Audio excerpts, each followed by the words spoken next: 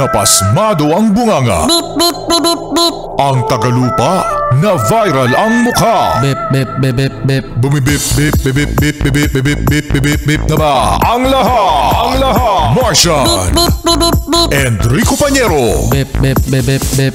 Beep, beep, beep, Bip, bip, bip, bip, bip. Bip, bip, bip, bip, bip. Kikilaok! Kikilaok! Beep, beep, beep, beep, beep. Ito na ang 101.1 Yes FM Balitang Hoy, sa mga Yes Pre natin dyan, pakicheck nga ang inyong mga items na ginerocery. O kaya naman, nakapag-grocery na kayo mga Yes Pre, tinan nyo sa cabinet kung ano-ano ang expiration date ng inyong mga delata. Hala! Expired na kahapon! Pwede pa yan! Pwede pa daw. Kasi ito mga Yes Friend, Martian, no?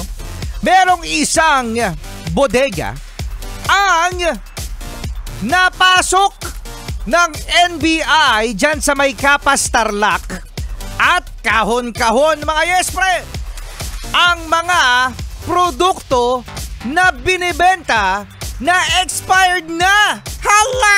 At etong malupit. Anong malupit, Rico Pañero? Ang malupit dyan, pinapalitan ng expiration date. Ha?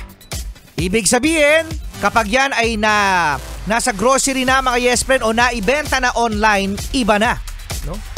Ang expiration date. Yan, kaya hindi na expired. Pero yung loob, expired na! La! Kaya pala, lasang something. Oo, lasang something pala, no? At eto pang malupit. Anong malupit yan, Rico Pañero?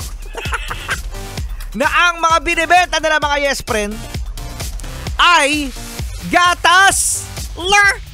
Gatas mga Yes Friend na patok ngayong tag-init.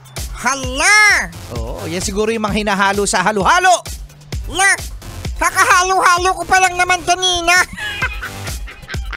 Nagalo-halo ka kanina? Nagalo-halo ko kanina mga alas 5 ng umaga. Ang lamig-lamig sa sikmura. Ang sarap nga eh. Tapos meron pang 2 scoop ng ice cream. Wow, special. Imagine niyo mga Yes Friend. Ganito kaaga naghalo-halo para nararamdaman ko lamig ng sikmura ko. Pero yun nga mga Yes Friend, ano? Mag-ingat. Dapat mga lihiti mo o kaya naman maganda ang review kung kayo ay sa online bibili. Tapos tikim-tikim din pag may time, no? Alam naman natin mga Yes Friend, Martian, ang lasa ng panis. Ano ba ang lasa ng panis, Martian? Maasim! Yun, maasim.